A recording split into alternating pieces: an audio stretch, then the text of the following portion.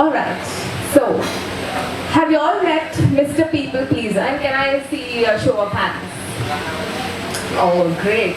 I have two, and I am here to introduce you to it. And I'm calling it Mr. People Pleaser because it has this distinct form of dominance, at least over my life.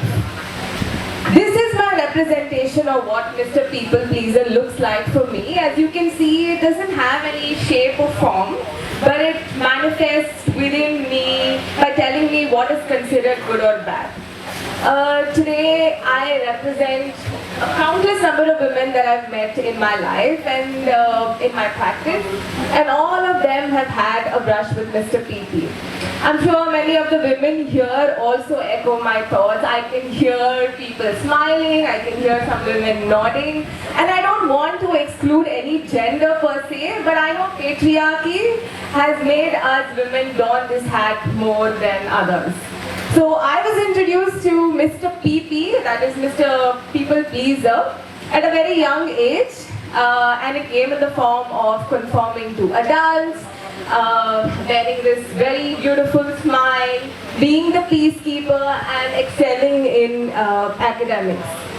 I'm sure many of you all would have to say yes in friendships, even when you all wanted to say no. And to my surprise, even my friendships weren't immune to Mr. PP. It made me minimize my own needs and said something like, oh, your friends have a lot bigger problems than you do. You can deal with it all on your own. It became apparent in my professional sphere. It coerced me to comply with authority figures. It belittled my values, and it also made me avoid conflicts. But I think the breakthrough moment for me was when I realized that it made me distance from myself and my own dreams. It constructed this sort of like a fortress where I felt isolated. I did not feel I could connect with anybody. I was not vulnerable. And so there's this question, right? Is it okay that I consented to Mr. PP's intention? Was it okay that I continue to live in this fear of upsetting someone, especially if that someone is in a position of power? And so I decided it was time that I had to reevaluate this path that I chose for myself and for many other people. And I realized that I didn't want to be in this constant fear of fight and flight mode, and it was not the path that I wanted to choose for myself.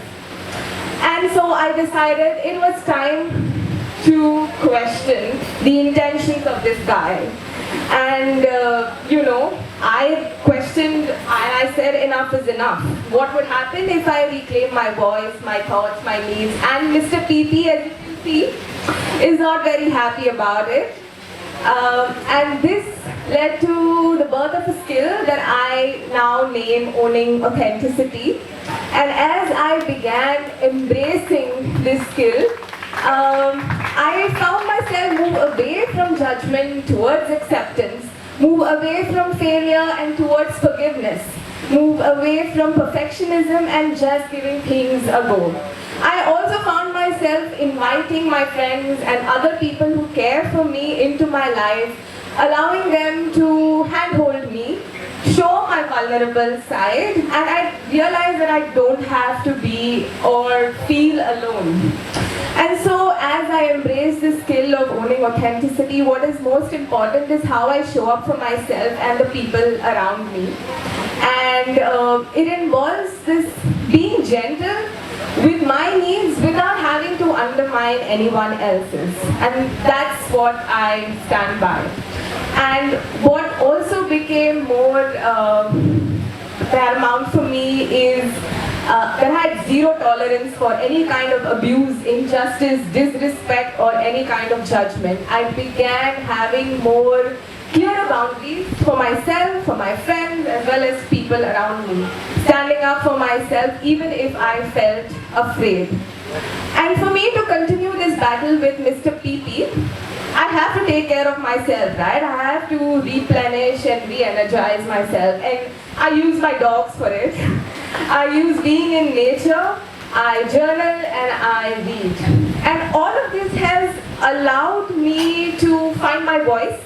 It has allowed me to recognize that my voice matters and how I can contribute to make a difference. And that's how Holistic Connect was born. I use this space to work and help people navigate with each other. And so I really hope for a world where we don't have to fit into this predefined mold, and we don't have these prerequisites of what is love and what is acceptable for love.